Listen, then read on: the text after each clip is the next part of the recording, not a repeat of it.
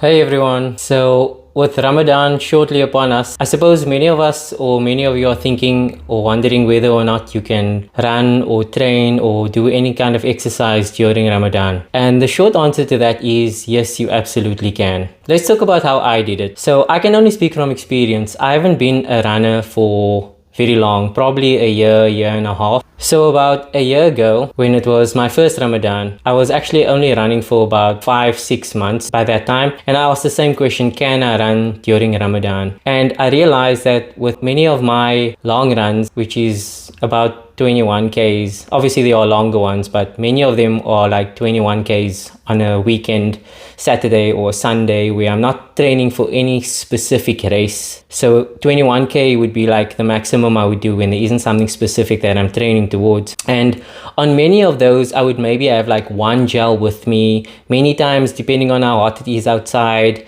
I wouldn't even take any water with me, or I wouldn't need any type of hydration. I would be fine for the 21Ks. So a year ago, when it was my first Ramadan, I actually, over a long weekend, an Easter weekend where Friday was a public holiday and Monday was a public holiday as well, I actually wondered how many kilometers I could get in. And then I kind of set a target that I want to do 100 kilometers over that 4 days. I would wake up in the morning, I would have something to eat, and then I would perform my prayer, and then it would still be very dark and very cool outside. I would drive to the beach and I would do 21 Ks every day. And I actually started on the Thursday already because I knew it was going to be difficult to get 100 Ks over 4 days. Yeah, that would be 25 kilometers per day. And I wanted to only do 21 kilometers per day. So the Thursday I needed to catch up with the other 16 Ks. But I'll show you now more or less what I did over that period of time while being fasted, by the way. Afterwards, when I came home, I had nothing to drink. I didn't feel thirsty because it was cool. It was in the morning and it was autumn. When I came home, I was tired, but I'm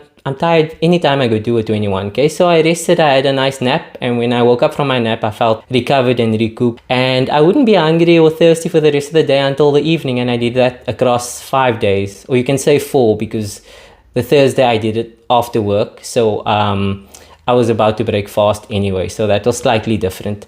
So the other thing that this proves is that you don't actually have to do it before iftar like many people recommend, but then again, everyone's body is different. I did it right after suhoor and I was fine. So from my example, perhaps many people could be okay with doing it like that. Now for the why I did it. I think, yeah, it's just pretty stupid to set a goal of 100 kilometers, I would say. But I think once you start running and you fall in love with running, you kind of don't want to lose that fitness. You want to get faster and faster and be able to go further and further. And I really didn't want to give it up during Ramadan. I really enjoyed running, and it was more about the fitness. It was more about maintaining my fitness at the very least.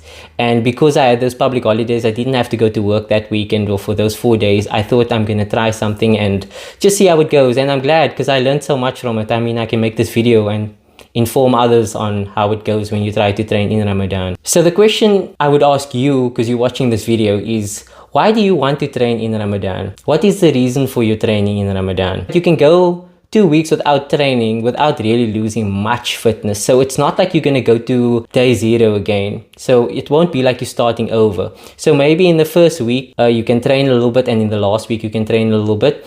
Or for the first 2 weeks, you can train a little bit. And when Ramadan and your body things get a bit more intense, you can maybe take a break for that 2 weeks. If the other reason is because you have a goal of losing weight, and now all of a sudden Ramadan comes around and now you can't run, losing weight is always going to be more about your diet anyway. You can't out-exercise a bad diet. You could exercise all day and you could fill your body with more calories than you expend, and you end up getting fatter anyway. So if weight loss is your main issue, why not try to focus on eating better inside Ramadan? Because you're already fasting, you're teaching your body to burn fat, which is good on its own. So when is the right time? So I think most people would recommend that you train before iftar. If you are thirsty, then you can hydrate yourself. Basically, you're going to refuel. So it's probably the smarter move to do. And like I said, how I did it, it was low intensity, so I had the luxury of doing it in the morning.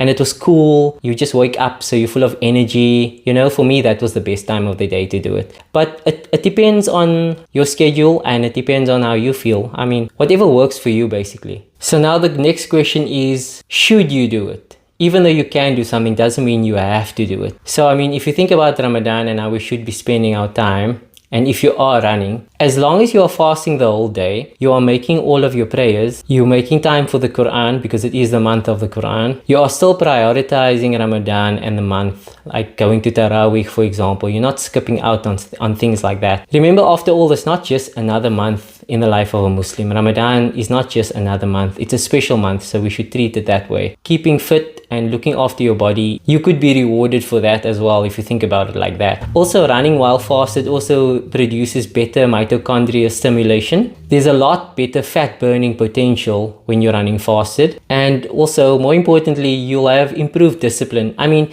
if you can run knowing that you can have a gel, knowing that you can hydrate yourself, knowing that you can have some water, and then all of a sudden you can't have any of those things and you still do it, and you manage to mentally break through, or rather you will just become mentally stronger knowing that you could do it fasted. Everything will seem so much easier after this. So I suppose the two main benefits of training inside Ramadan is, one, you'll be maintaining your fitness, and you'll also be increasing your ability to burn fat for fuel, which is actually ideal for endurance runners. So how would you go about doing it? The first step is to focus on your diet. Try to get in a lot of protein. Protein helps with the recovery and repair of your muscles. Make sure you get adequate carbs, especially good carbs, as you need to replenish your glycogen and glucose. Make sure you're also getting enough fats, especially when you're fasting, because remember, fats keeps you feeling satiated. And just prioritize your hydration, because you're going to be losing and using so much fluids while fasting and while running at the same time.